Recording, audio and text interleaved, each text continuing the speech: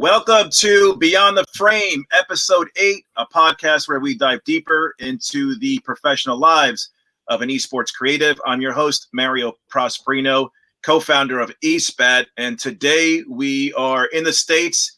We got Jeremy and Paul from Dignitas, LA for Jeremy, and Paul is in Vegas now en route to beautiful LA in, I guess, the coming weeks.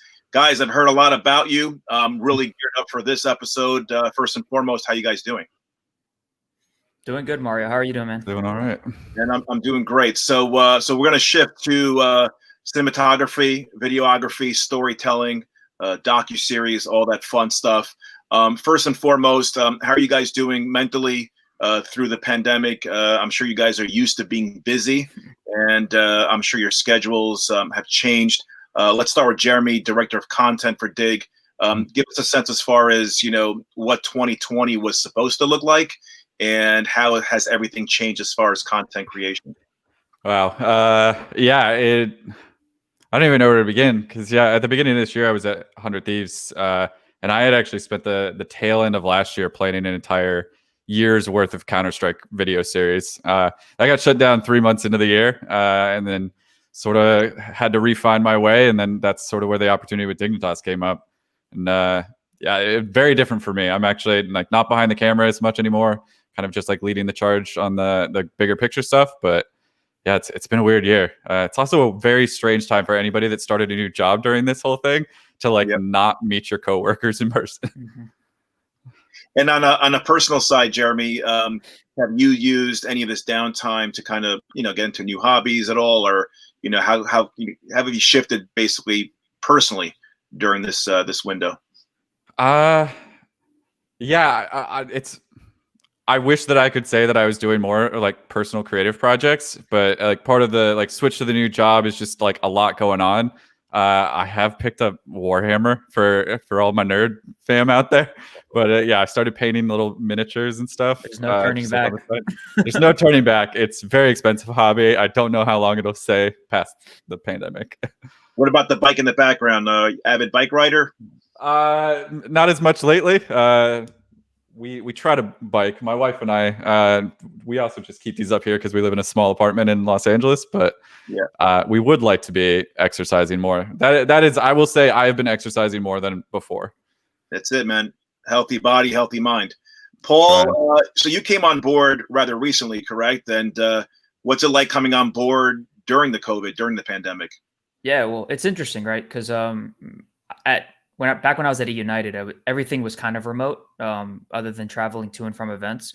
So I would say that aspect for me is kind of a little normal, which is online chats and stuff like that, because I've been doing that for about a year. But coming on board during COVID right now, in just a weird season of trying to relocate and trying to figure out and come up with all these really cool ideas, showing value at Dig. It's kind of hard to execute. We've got some big stuff kind of planned out, and I'm sure we can talk a little bit more and let Jeremy kind of talk more about that. But even just within the last couple of weeks, planning certain shoots and stuff, it's all had to go to remote and Zoom. So definitely an interesting time for somebody that's used to being in person, holding a camera, and especially with documentary and storytelling and interviewing somebody, you get a feel for somebody, sitting across the room from them. Way differently than over Zoom call. So absolutely. Before we dive into the DNA and the inner workings of Dignitas, let's talk about the journeys for both of you. Back to Jeremy, before you started getting into organizations like IGC and 100 Thieves, and now obviously Dig. Tell me more about where you were 5 years ago. When did the light bulb go off? Was there kind of a aha moment for you where it kind of triggered and kind of got your career going for yourself? Well, I'll go back a little bit, but then the esports answer for me is disappointing to a lot of the kids that I meet who are really trying to get into esports, because mine was a total accident getting into esports. But originally, I'm from the film industry, where I went to school briefly, ended up dropping out, was working in the film industry in Ohio. Eventually, it was clear I had to be out here. So I moved out here. I was doing feature films, commercials, stuff like that. And then at the time when girlfriend at the time was moving out, I ended up getting a job at a small company. They sell wine direct to people, and they were making their own wine. So for like 3 years, I was making direct to consumer ads and stuff. It was soul sucking. It was awful work. And I left there and ended up joining a agency, which was full time awful work, just making commercials and stuff around the clock. From there, I wanted to do my own thing. I think I was about 4 years into doing like agency and client work and stuff like that. Kind of got sick of it, went and did some music videos and short films, free myself up a little bit. And then I remember at the time there was Echo Fox and Immortals were advertising a lot for jobs. I've been a huge video game fan my entire life, and I was like, oh, this sounds neat. Applied for Immortals, didn't hear anything for a few months. Finally, like Daniel Lopez, I think, who's now over at Guild, doing a lot of their really big videos. He contacted me and was like, hey, you want to come do a project with us? And the rest is sort of history. Wow. Good for you. And, being at the right place, the right time. So you were in LA, obviously, while this was going down. Yeah.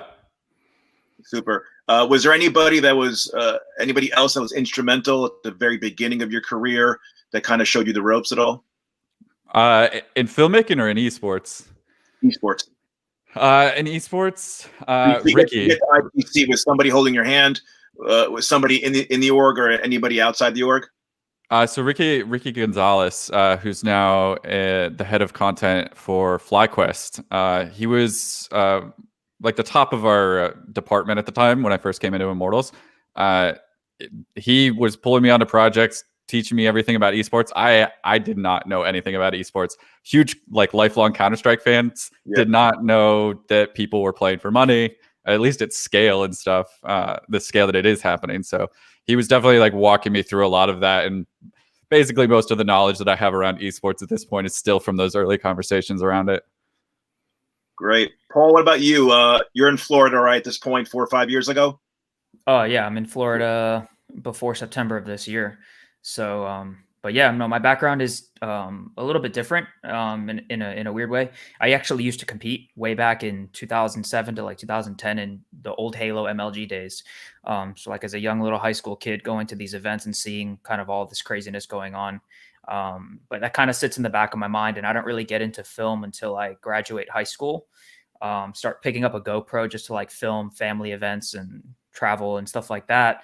And then start stumbling upon like the esports world and, big in the console FPS community, teams like Optic, obviously they were producing a lot of content at the time. Just starting to kind of click in my mind that that's something that I want to do. Started doing freelance film on the side, weddings, small business ads, nothing crazy down in South Florida. And started kind of reaching out to people in the community on Twitter, just trying to kind of make myself known with like zero esports resume whatsoever.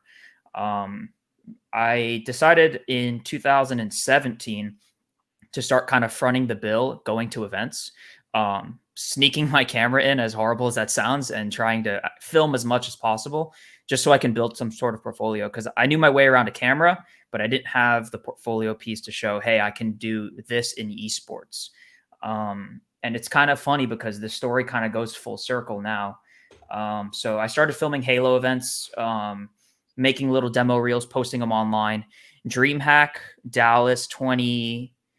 Let me get my timeline right. DreamHack Dallas 2019, I believe. This is June.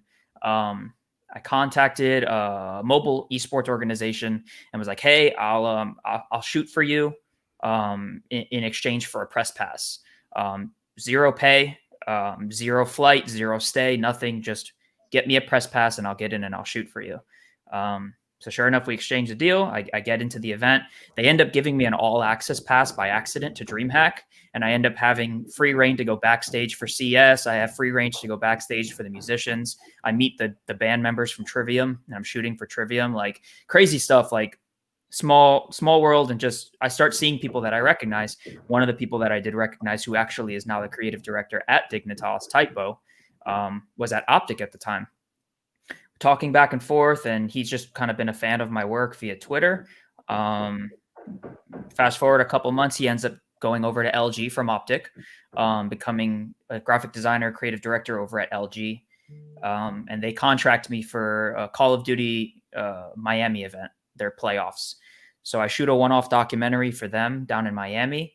And at the same time, I had kind of some free space on Sunday, and I had been chatting back and forth with John over at eUnited.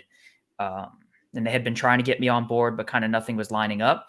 And Sunday I was free. LG got knocked out late Saturday night. And I was like, hey, I'm more than happy to freelance for you for a day. If you need an extra cam, he's like, come on board.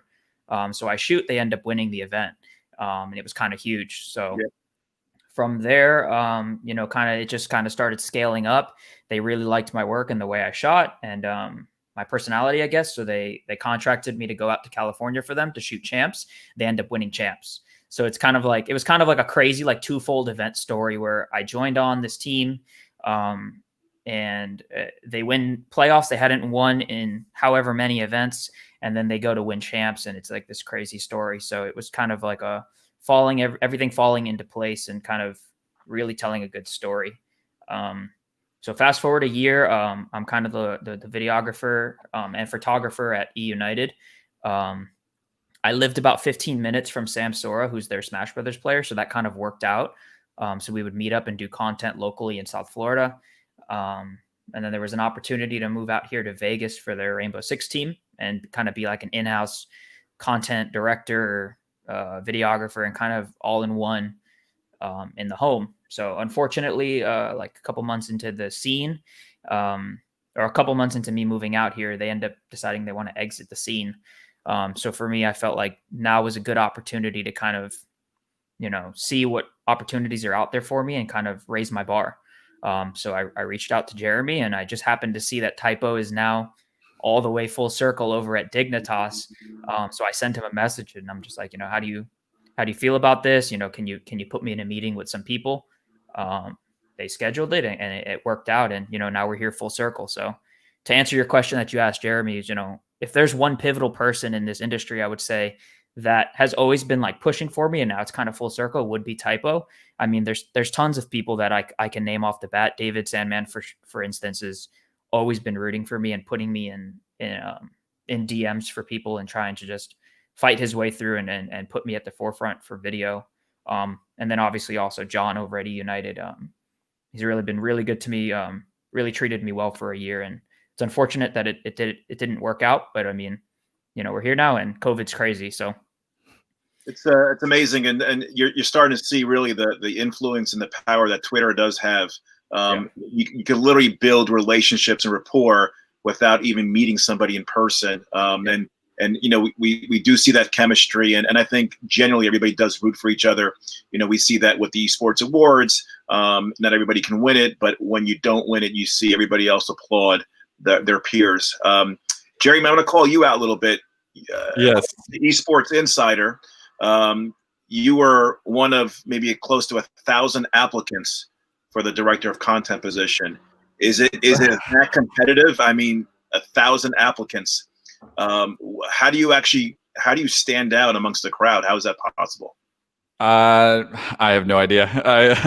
I always, when people ask me like, how do you stand out? Like, what's your advice? I always feel like I'm not the person to ask. Cause I keep feeling like I get very lucky. I feel like I've been very fortunate that I'm right place, right time, whatever it is, to be able to hop around from place to place. But, I don't know, like I care about the work that I do, the work that I make, and I put everything into it. I spend most of my day for the past 11 years thinking about the work that I'm producing. So I hope that translates, and I hope that that's why people are picking to work with me. No, absolutely, and kudos to you, because it sounds like there's obviously a professionalism angle to it as well, right? It's not just about the work you produce, but when you're staring across the screen or the desk of a hiring manager, being able to convey yourself as a leader, right, as somebody who's going to lead the content team, does play a role as well. So I would never, underestimate what you have, as far as a skill set beyond, a camera on your shoulder as well. So kudos to you. Guys, let's talk about the organization Dig. Back to Paul. what's the difference? Would you say the inner workings of Dignitas versus eUnited? I know you've been there just a few months, but obviously every org is different from another. Take the first stab at it. What's the difference you see right off the bat? Your first few months at Dig. Yeah, for sure.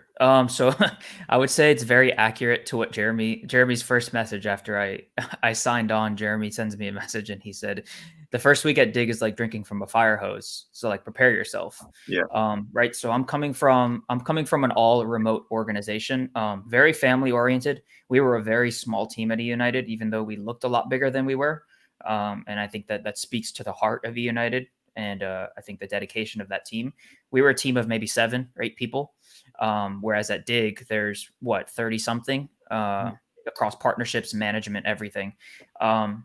Dignitas is insanely organized. I would say in a good way. And I think that's Jeremy kind of putting in a lot of the stuff for the content side of things and trying to get things organized to where any editor or any videographer can come in and pick up, a project and know exactly where somebody left off, where all the sources are, where everything is. I'm excited to get in person and shoot and kind of delve into that space a little more to kind of really feel the differences. But I would say just from the first 2 months, I would say they're very polar opposite, and not in a negative way or a positive way. I think it's just very much like going from a mom and pop pizza shop to a bigger franchise or a bigger company that has a lot more steps and just a lot more management. Understood. Jeremy, do you guys see the influence that comes down from the Philadelphia 76ers and the New Jersey Devils? Do they provide any sort of resources? I know you're in LA and they're out in Newark, but give me an idea as far as what the relationship is amongst Dig and the Sixers and the Devils. So I don't totally interact with them very often. They're obviously like a big part of us as a company. So there's definitely there's constant communication with those teams. When we do need the resources, we can work together. And if there's cases where they need resources from us, there is a partnership there, obviously. But that's usually conversations that are happening with our CEO and our CFO. So absolutely. And let's shift towards the women's team on CS. Tell us more about any projects you guys have done with them. What are they like? Obviously there is a push for more diversity in esports.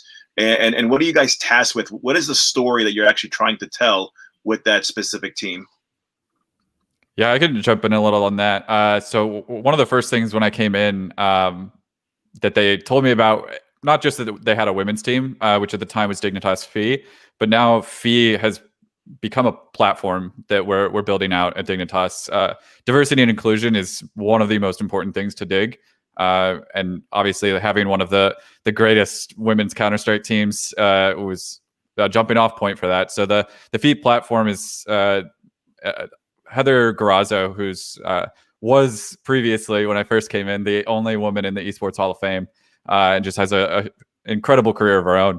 She's sort of leading the charge on building out what's going to be like a website with resources for women who are coming up in the industry, who want advice, they've had a rough go in esports. I think we just saw some articles come out about how those problems are still very much a dark side of esports. So as Dignitas, we want our women's team to sort of be our connection to that platform, but then furthermore, developing that platform and offering resources.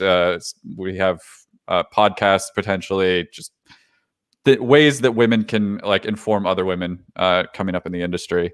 The women's CSGO team are animals. They are so good. They are actually currently they are competing professionally in Valiant and Counter-Strike at the same time. Swapping between events. That the work that they put in is crazy. Amazing. Paul, give me an idea as far as a personality of a player based on what team they play on. Do you see, as somebody who's tasked with obviously documenting and humanizing these players, give me an example of the difference between somebody who plays Rocket League versus Call of Duty versus League. Yeah, so From experience, this is my first time kind of stepping into the LCS, right? So I haven't had the experience yet, but I can kind of gauge kind of how it's going to go just based on talent requests and stuff like that. It's an upper echelon. It's a different caliber of player. Obviously, player salaries and you know the caliber of the game in itself and the viewership is kind of plays a big role in that. I will say when it came to, so I did a documentary on Rocket League for eUnited back in December. Different player base, right? The average age, I would say, from a Rocket League player is 15 to 20. If you're 20 years old in Rocket League, you're old. And like, Sure. that's just how the scene is versus, you know, Call of Duty, where you'll have some younger players, but I think the average age is probably a little bit older than 20, kind of early 20s, late teens, early 20s. It's just interesting. It's an interesting approach. You got to approach it all differently, especially when you're playing the interviewer side. I used to tell, you know, the second week into the Rainbow Six house, I told the guys, you know, there's a fine line between like me being your friend and me doing my job. And I have to kind of straddle that fence because you're not going to open up to somebody that's just task oriented on an interview, but you're also not going to want to do the tasks with somebody that's only your friend. So straddling that fence is very important. And I would say that's probably the hardest part about kind of being the in-person job is managing players, because most players, I would say, just want to play. They don't really see the value in content. They don't see the long-term gain that they get from content. And it's a portfolio not only for us, but for them. You know, if they want to go to another organization, here I have this ability to be able to not only speak, you know, on camera, but also produce X amount of content for you, your value skyrockets as a player. So it's interesting. I would say that that's the hardest part, is just really balancing and getting to know your players. And yeah, just being that middle ground between a friend and also getting the job done. Interesting. Jeremy, tell us more about Odyssey. What's involved in creating that docuseries? Storyboard, concepts, fulfillment. You know, give us your kind of like your quick summary as far as what Odyssey is and how much involvement you've had. So I came in, I think we were halfway through this series already when I came in, and when I started, Daryl was handling most of the in-person production with the team. He's basically embedded with them 7 days a week, trying to grab footage. And then he was overseeing, we were actually contracting EU studios with Paul to handle a lot of the editing work so that Daryl could be focused on grabbing like candid moments with all the players and everything. For any person that has ever filmed one of these docuseries, it's just a lot. It is a lot of work. I know when I came in, like I could see it on Daryl's face that he was already like burning out. I think when he first started the series, was shooting and editing like a 15-minute episode every single week by himself. That is just a lot of work for anybody. And my goal is to hopefully change that. Hopefully make sure that we come up with some more sustainable options or sustainable workflows, which is like Paul's point. Like my biggest thing is process. And ways that we can tighten up process or even tighten up our ideas to make it more manageable. But that show was a lot to put together for that team. It was basically Will from EU Studios was handling almost all of the editing, and Daryl was shooting 7 days a week with the team. So it's a lot to even think about right now as I'm saying this out loud. For sure. Now, Jeremy, not every org has the means to underwrite content. Do you find it a challenge to try to convince the higher ups at Dignitas to underwrite certain projects, or do they just kind of see the light and say, okay, this is something that we have to invest in moving forward?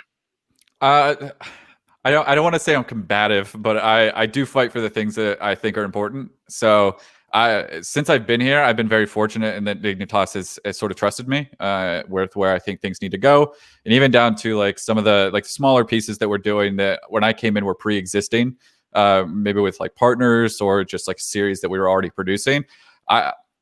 Since we haven't like fully flipped the switch and like started the next stage of Dignitas, it's been a lot of finishing up like the pre-existing stuff that I came in and sort of inherited. They have been totally willing to let me advise and push and change and try to nudge that content into a better direction. So they've been great so far. And even like we are still like for the amount of work that we have to produce as a content team at Dignitas, even though we might be bigger than like an EU Studios or eUnited or something like that, we still have just a ton of work. So like as we need contractors to sort of supplement the work, they've been very open to it and making sure that like we can create something more manageable. That was the specifically when I told them that I was interested in this job, it was, if you look at anywhere in esports, and I don't think this is specific to content, but there is like everybody's stretched very, very thin. And I think burnout is it's just a problem, especially in North American esports. I'm sure it exists in EU too, but you see people show up to teams and they're burnt out after a year, they move on to the next team. I don't want that. If I find good people for our team, like Paul, like I want to make sure that they're taken care of, that they have a manageable work-life balance, and that they will be with us for a long time. So that's very important to me. I've burned out at 3 separate companies in the past. So yeah. I don't want those guys to have to go through that. And so far, Dignitas has been very open to making sure that like we can try to make that happen. Gotcha. Paul, I'm not too sure if you're a sports fan, stick and ball sports, but how would you compare what you're seeing in traditional sports versus esports? I will say this, as a community, you guys collectively kind of have more of a persona than the people who are shooting, something for the LA Dodgers or the LA Lakers. And they've been around for, decades upon decades, both organizations. It's almost like a life of its own. It's amazing that you guys do have a personality. And even something I tweeted back, over the summer, esports awards, those awards do not exist for the NBA content creators or MLB, NFL, NHL. So, do you actually watch other projects from traditional sports? And twofold, we lose Paul. Paul, you there? I'm here. I think my camera dropped out. No worries. What I was saying was, do you follow what your peers are shooting now as well in esports as well, and who are you a fan of? Yeah. So I don't really follow I would say traditional sports too much. I will say I feel, sorry, I just switched on my webcam. Yep, you're good. The cam link died out. I would say in a sense, I think traditional sports are starting to catch up a little bit in terms of, I would say, like the secondary content, right? So like a lot of the vlog style stuff. I see a lot of football players are producing a lot of YouTube content, a lot of vlogs. A lot of football players are streaming now, and just trying. A lot of baseball players too are streaming now. And you're starting to see kind of that blend and that merge a little bit. In terms of that, I think esports has kind of already been a little bit ahead. I think these players have personalities, and people sometimes follow teams just for the personalities rather than the teams winning or losing. Like I said, I don't follow too much regular sports, so I don't really watch too much other content from traditional sports. I tend to just, if I am watching content, it's documentaries in other places, anything that's really on HBO. I know 30 on 30, right? I believe that's on ESPN. They do like a documentary series. Yeah. So, but yeah, no, I don't really follow too much traditional sports. I'm kind of just in the gaming space, and then just in the film and entertainment space, I guess. Jeremy, any hype announcement videos that have dropped the last few months that you were like, wow, pretty cool stuff? LA Thieves, G2s of the world. Yeah, I don't know. So I think Gabe over at 100 Thieves, I think he's like just incredible creative. I think he comes up with some awesome ideas over at 100 Thieves, and the execution there is always on point. Has been for years, obviously. But also lately, I want to shout out G2, because G2 has been killing it. And every time they drop a video, I like try to shout them out on Twitter for like just how creative and weird and like just that feels like very esports content to me in a way that I don't think other teams like. It seems like a lot of content teams, or whether it's the content team or the org, is trying to dictate like, let's get to like bigger film production, like these higher level things. And G2 is kind of like, no, here's the memeiest thing we can come up with, but it's executed like beautifully. I just think that they're doing such good work over there. Yeah, it always helps when you have Carlos, who doesn't seem like he's camera It's shy. so good. It's so good. Yeah. Awesome. What do you guys anticipate for LCS this year, as far as where the team ranks? I don't even know. It's a weird year. There's been a lot of shakeups, all the roster moves and everything. I wish I was more informed on like sort of the minutia of league and roster building. I think it's going to be a surprising year. I also think that like some of the format changes are, we'll see how they shake out. But yeah, I think LCS is going to be exciting. I hope. Well, we'll see. Paul, back to you. What are some of your give me some of the good, the bad, the ugly of the industry when it comes to our community as far as content creators? What do you like? What you see? Any pet peeves that kind of like nudge at you a little bit? I don't know if there's any pet peeves. I don't know if the serious content stuff is doing as well. And I would say maybe this is just a pet peeve for me because I'm kind of biased towards wanting to do documentary style stuff and really wanting more of a moody and serious tone kind of in the space. I think there's a lot of really, really good stories and individual players. Alfama, for instance, who was kind of the IGL over at eUnited in Rainbow Six, comes from Normandy, moved over to the United States, got stuck here in the midst of COVID, couldn't go see his family. Grandfather passed away while he was here, stuck because of COVID. That kind of stuff, I think, is very strong backstories and kind of ties to my background in like documentary stuff and storytelling. But I feel like it got kind of a little bit oversaturated in the esports space. Kind of everybody like rushed to do a docuseries.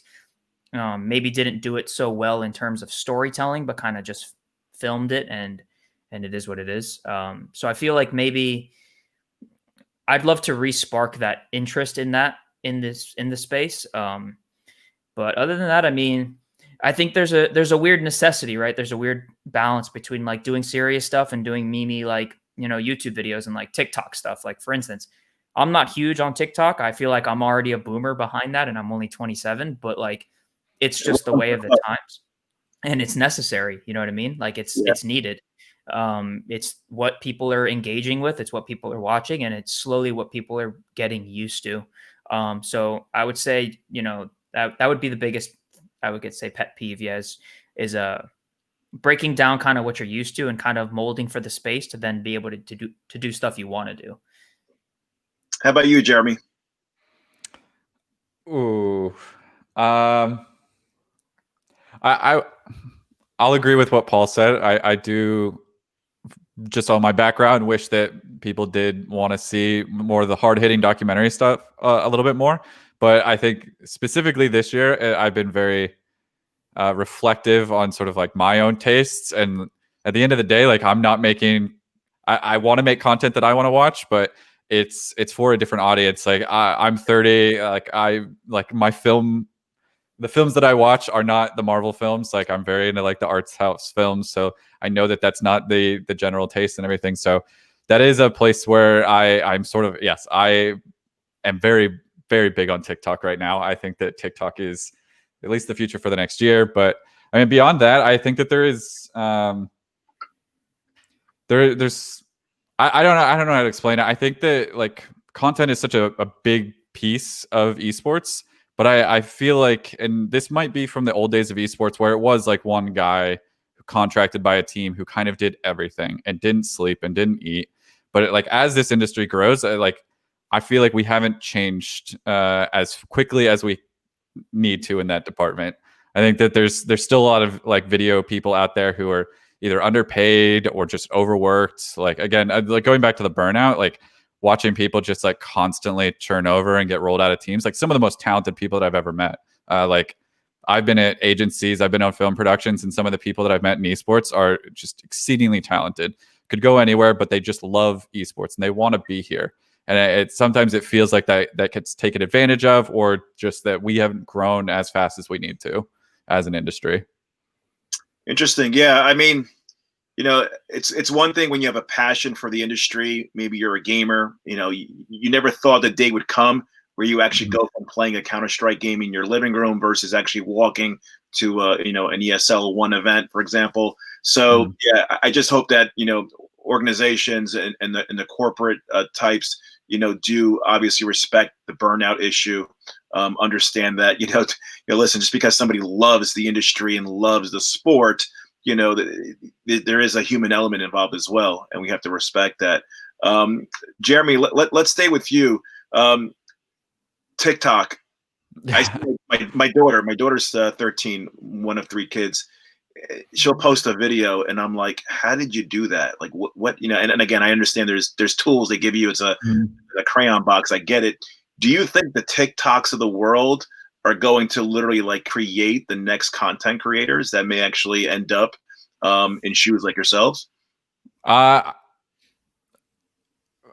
Yes and no. I think it's already happening, that it is the next wave of creators. I don't know if it's the next wave of filmmakers. I think that some people who maybe have dreams of being filmmakers are using TikTok as a way to access those fans and convert them to their other projects and stuff. But I mean, you see like Bella Porch out here who's just pulling insane views, and like 100 Thieves has picked up Nico. That was a huge pickup for them, and that is already happening. That much is clear. I think that there was earlier in this year maybe some skepticism about the longevity of TikTok.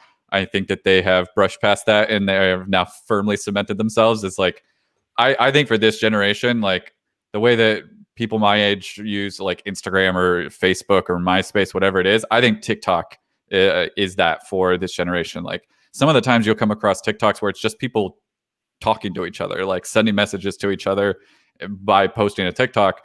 And other times you see like these incredibly creative short films that are like, they resonate with like even people my age, like just like people are like observing things that are so specific that you've never seen anybody else like in traditional film talk about, like just the way that we interact with each other. And because they've always got their phone on them or however they're interacting, like it's just very bizarre. Like sometimes you like interactions that my wife and I have where we're like, this is such a weird thing that like doesn't exist anywhere else. And then we'll get like 5 TikToks where everybody's just talking about those weird interactions that you have with a spouse that you don't think anybody else has. And it's like, oh wow. And like there is something unifying about it.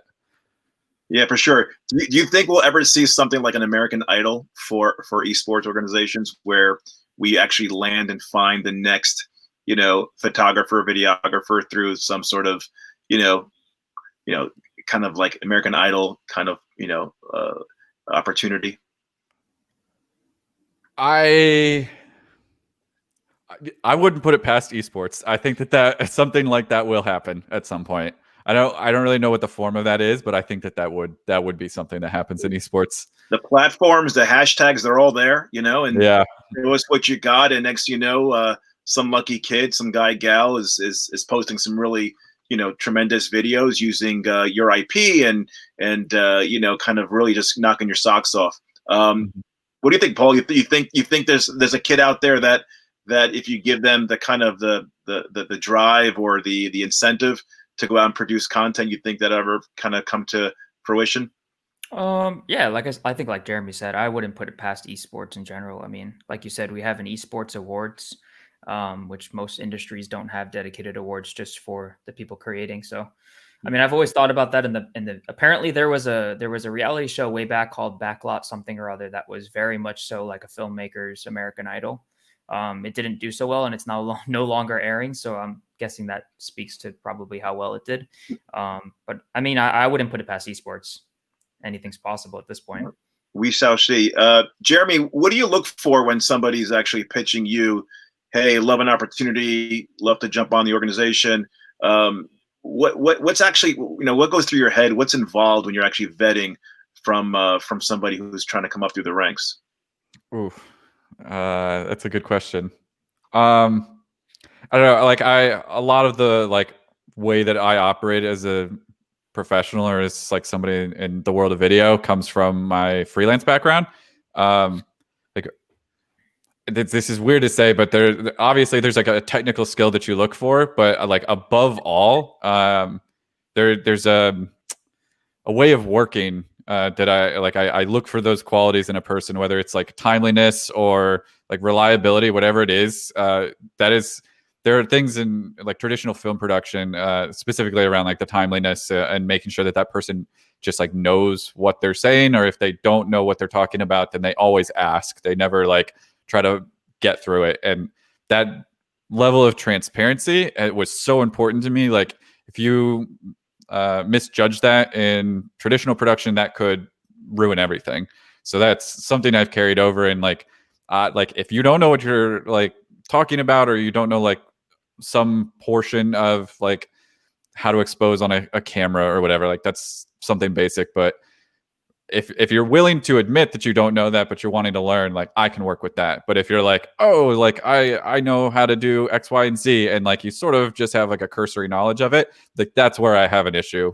So like people that are transparent and open and just like very like, this is my skill set, this is where I'm at, I can always work with that. Because if you're willing to learn and you're open about needing to learn, then we can do anything. Like I very firmly believe that like most people are capable, but it's like the attitude that they come to it with. Whether it's like I've been shooting on a DSLR for a year and I am ready to be an esports videographer. It's like some company's going to pay you essentially a living to do that. Like, is your 1 year experience like up to par? Like you sort of have to look at yourself and be honest about it. So yeah, good advice there. Paul, what about you? Somebody who, obviously used to freelance. Now you've been with a couple of different orgs. How does somebody break through the industry? You sound like a very proactive individual, reaching out to somebody, willing to kind of shoot on spec to kind of get your name out there. Any sort of advice that you can pass on to the next crop? Yeah, for sure. I would say for starters, I don't think everybody's story is the same for everybody, right? Because everybody has different personalities and the way that they handle things. I would definitely say get as much experience as you possibly can in anything. Like Jeremy said, shooting for a year with a DSLR is great experience, but keep doing that, right? And find ways to kind of raise your bar and elevate yourself. Never get complacent. And unfortunately, like it's weird because like I've always been anti do free work. Like my whole freelance career, like I would fight with small businesses and I would always lose clients because I was very adamant about like, this is my price. It took me years of like trying to figure that out to finally say, hey, in the industry I want to be in, let me try this free work and exchange for portfolio piece and see what happens. 2 months in, I land a gig freelance in the industry, and then I land a full-time position on a team. So, I mean, I would say the two biggest things in esports is relationship. And I think the way you present yourself. I think there's a common situation with a lot of people sending DMs, just like, hey, I really want to work for Dignitas, or I really want to work for eUnited. What can I do for you? And I don't think that that's the correct approach. I think do the work first, and then show you did the work and that, hey, this is what I can provide you. You're already at an event. You have a camera in your pocket, even if they won't let you in with a media badge, which is your iPhone. Try to get creative. If you can get a camera in, and kind of do what you got to do to kind of, break through that first barrier, which is having a portfolio piece. Yeah, and I think I'm with you on the working for free. There is a stigma attached when somebody says, oh, you undercut me or you're working for free.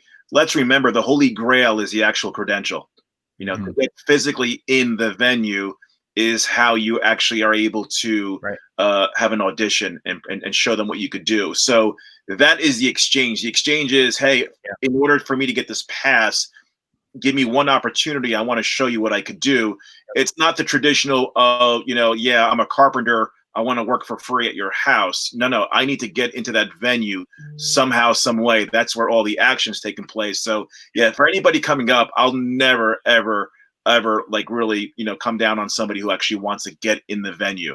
Sure. The pattern, maybe a little bit different story, but you're a testament to actually how you got your career started. And I find nobody, and I give nobody fault for actually doing it that way.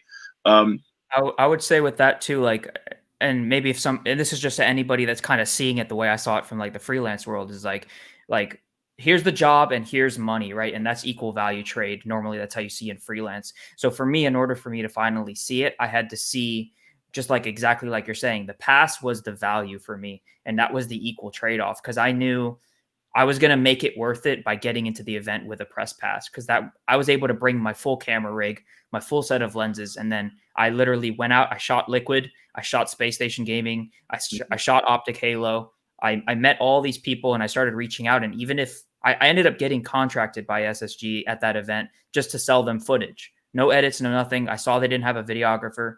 I went up to one of their managers. I said, hey, I have a camera. You have a team. You mind shooting? Or you mind me shooting for you? They said, no problem. And I sold them the footage for a small chunk of change. And for me, that traded off the value right there. And you just make sure you utilize your time wisely when you're at these events.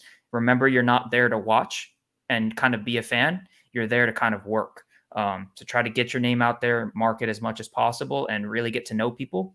And it'll turn out in the end. I'm fairly certain of it. I love it.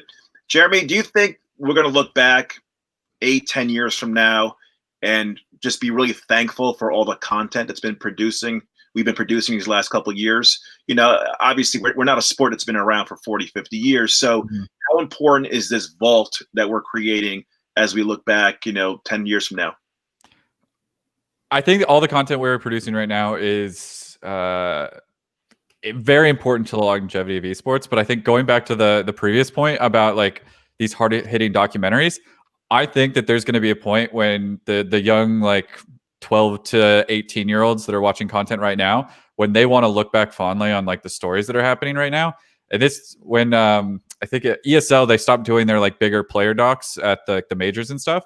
I think that is one of the biggest missed opportunities. I think that there is a place, like, even though those videos are not going to hit like out of the gate right now, those like really well produced documentaries are going to be what people share with their kids someday. Like that's where I think like companies, if you have a player with an incredible story, you should be telling that story, and you should be like making the best piece of content that you can, because again, it's not going to hit right now, but someday people are going to look back on that. I don't think that like, I think there's a few cases where like people are going to look back at a Content House video, or that little like Bean Boozled video that you made that one time. But the ones that people are going to like share with their kids and share with the next generation are going to be, I think, those bigger tentpole documentaries. And as I've seen those sort of drop off because they don't have an immediate return, like I think that we might be missing some of those stories. I mean, I still look back at like Fallen's player profile and like the great documentary about how that team formed for SK or LG back in the day and became MIBR. Like that's such an incredible story that I still go back to, even though like I wasn't actively an esports or a fan at the time. Like that is still such a compelling story. I hope that we find that again, because I think that all the stuff around it, people are going to remember, people might revisit, but I hope that like we see like that we need to carry these stories. Like we need what's the Michael Jordan, the Last Dance, like we need those documentaries to like make sure that the next generation can share those stories and carry it. I totally agree. And we don't see the return, as you pointed out today, but if Clayster retires in a few years, what's in the vault? What do we have of Clayster as he's gone from one team to the other that we could actually produce, sort of his kind of last dance as well? And that goes to any other player out there that's kind of been, pioneer in our industry. This one's for both of you. We'll start with Paul first. Give me one player that you just love being around, whether it's here or Dig or eUnited or anywhere else, that like we don't know him or her that well, but what can you tell me about this player that maybe you've shot a documentary or would make for a great story? Yeah, so I'll tie into that question that you just asked, Jeremy, and kind of it's funny you said Clayster, because that's the first time that somebody in esports has said something to me that kind of stood in my brain and in my job in my field. We were at Champs. They had just won. We were filming our interviews. It was me and Shipley at the time. And John was interviewing him. And when we were done with our interviews, he looked at us and he said, I wish players valued this more. He said, when I have grandkids, I have 2 years worth of the Ascent to go back and look at my entire journey and show them like, your dad played or your grandfather played professional video games for a living, and this is my story. And like since then, like that's still stuck to me. And so it's funny you said Clayster, and it's the exact answer that kind of Jeremy gave, and it's true. I would say past that, Alfama is definitely somebody that deserves a story. He's got a long track record of just crazy ups and downs, pro career, getting dropped, coming to the United States, then now leaving the United States, now leaving an NA team to go to another team. He's always valued content, always was ready to do anything and everything we could to produce the best content as professional as possible, and was just hungry. He was ready to tell his story, ready to do the Bean Boozled videos, ready to do anything and everything just to produce quality content, and saw value in it at a young age, which is that's the only thing I could ask for as somebody on set is, a videographer that or a player that shows up timely, ready to go, honoring of the time of the videographer and the questions being asked, and just hungry to do more. So yeah, he's definitely somebody that was close to me. Unfortunately, we just didn't get to produce as much as I wanted to, but there's always a future. You never know. So, Jeremy, what about you? Any specific player you've gotten close to over the last few years? Yeah, so it might just be because it's most recent. Like I enjoyed my time with the MIBR guys when I was back with them. But definitely like the Counter-Strike guys at 100 Thieves, even though they've kind of gone their separate ways at this point. I don't know if it was just like because I was the one that was like always there. Like if they needed answers from the company, I was the guy that was there to like communicate between the company and the players a lot of cases. But also just like I was on the road with those guys all the time. I've worked with a lot of players over the last like 3 to 4 years, and those guys never said no to anything. Like we got knocked out of Katowice in like a brutal fashion, and I was like, guys, like we got to do interviews tonight, and they were like, all right, like cool, like we'll be there. And it's like I've never had that from a player. I've been shut down like mid interview, and they walk away, whatever it is. Like those guys were just. I think they were hungry for it. They talked about like, oh, they were on Renegades, like some of them for like 5 years, never did a single piece of content. This was their chance to make a mark, and they understood that and basically did whatever they could to make that work. And even like we would be traveling to like 4 different countries over the span of like 2 weeks. And we would all be jet lagged, tired. They would still wake up in the morning, ready to go do content if we had to. Awesome to hear. All right. Last one, 3 dinner guests. I hope you guys have been doing your homework. This is where we really get an idea as far as who you are, what goes through your heads. Let's start with Paul. Let's see if there's any radical names that he would love to have at his dinner table. Yeah, for sure. This was the hardest question. My wife's like, you better think about this question because and you better invite me too. She said that's the only question that's going to bring like some stuff that speaks about your personality. So definitely I'm going to go with like the filmmakers, like fanboy, like cinematographer of the industry, which is Roger Deakins, Roger Deakins. Yeah. Just to talk about lighting and just the way he does cinematography. I mean, the guy's definitely got an eye for things, and he is not a fanboy of a specific brand or a specific way of doing things, just from watching podcasts. I'm going to go off the cuff here and go Pete Davidson. Just because he's crazy and radical, and I feel like he would make a fun dinner party kind of guest. I think he's a funny dude, despite his craziness. I couldn't come up with a third one. I don't know. Can it be somebody that's passed? Can I bring somebody back? Absolutely.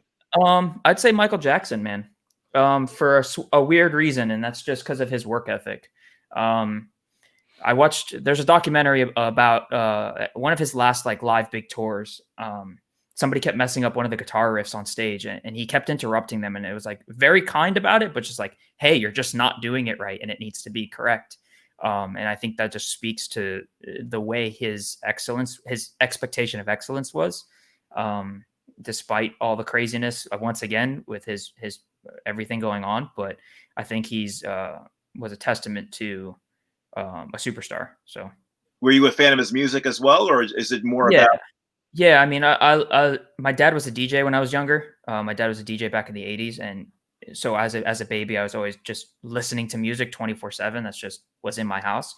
Michael Jackson was always in some sort of mix by him, whether it was Jackson 5 coming in or his later stuff, for sure. So like I said, despite personality flaws and all the craziness in the media towards the tail end, I think he's one of the most talented musicians.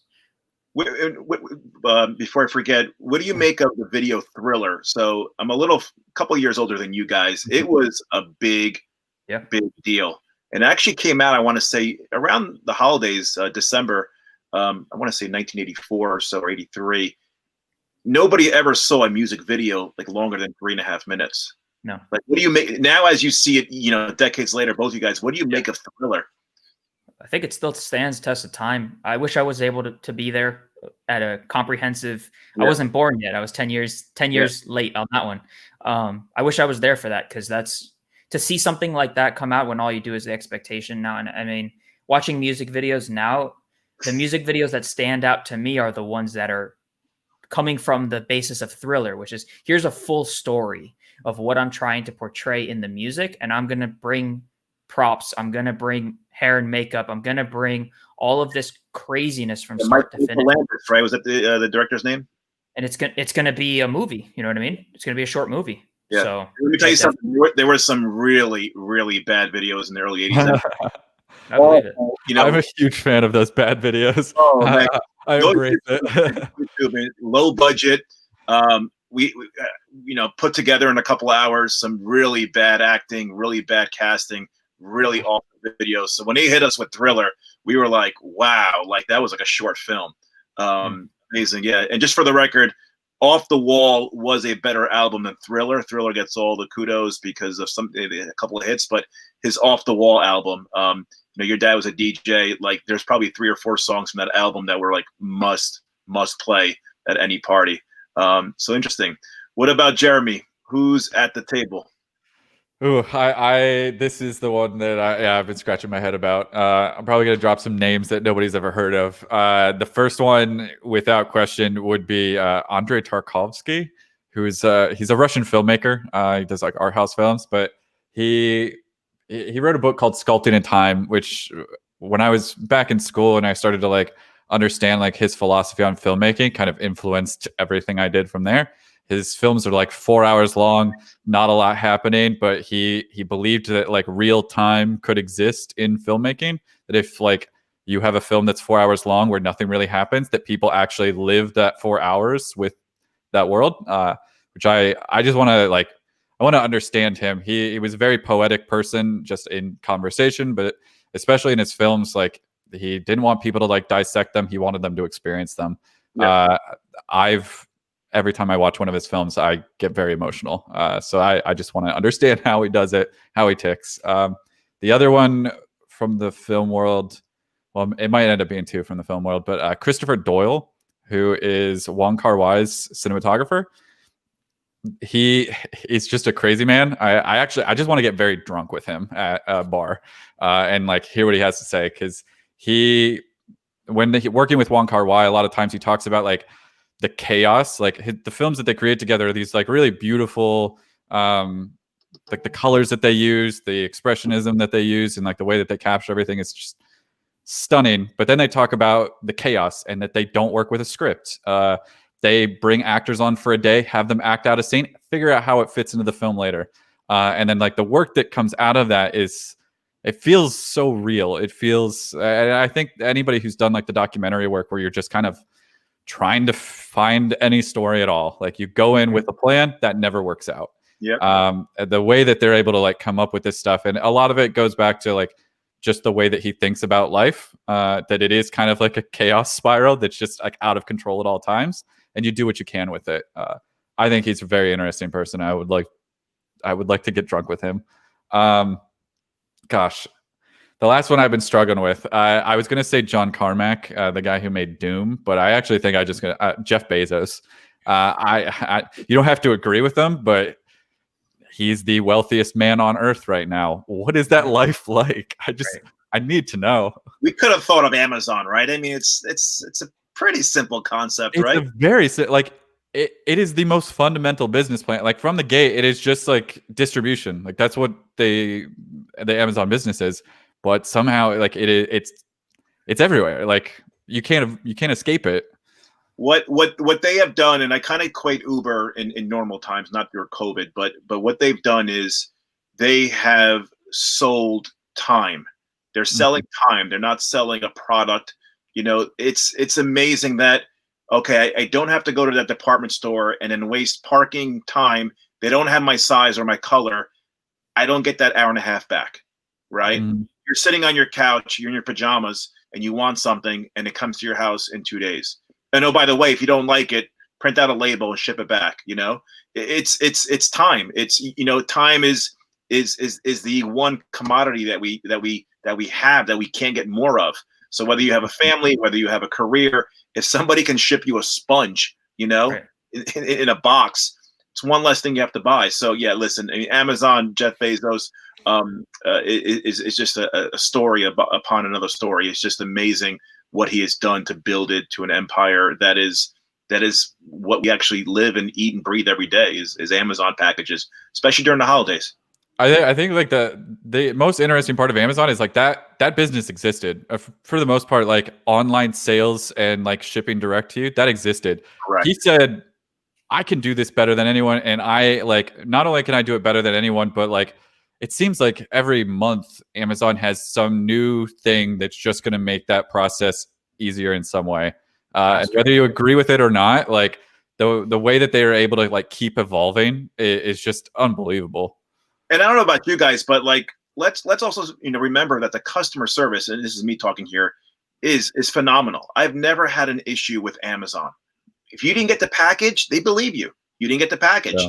You know, you don't get charged twice. They'll ship you a new product, and they really value customer service. You know, it's almost like going to Disney. You know, you buy a pen at Disney, they ask you for your address in case you drop the pen. They'll actually mail you a new one. You know, it's like, you know, it's not just your product, and this is no different than what we do at ESPAT or what you guys do at Dig. Your product alone is not good enough. It's really your delivery. And, you know, do you actually, like, you know, if you're saying you're going to ship it out on this day, then you better ship out that video on that day. You know, there's a level of expectation that we all have to agree to. So yeah, interesting guest for both of you guys.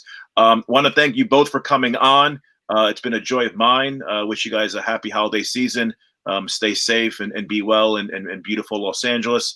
Again, we got episode 8 right here, Beyond the Frame, with Jeremy and Paul of Dignitas, Valorant, Counter-Strike, League of Legends, Rocket League. What else? The women's team, Valiant, Counter-Strike. Yeah. Busy building, busy facility. Hit their YouTube channel. Check out their projects, their videos. Now we got a face to the name. We know who's shooting this content. So again, guys, appreciate it. Let's do this again sometime in 2021. And again, happy holidays, and we'll see you soon. Thanks for having us. Yep. Thanks for having us. Yeah.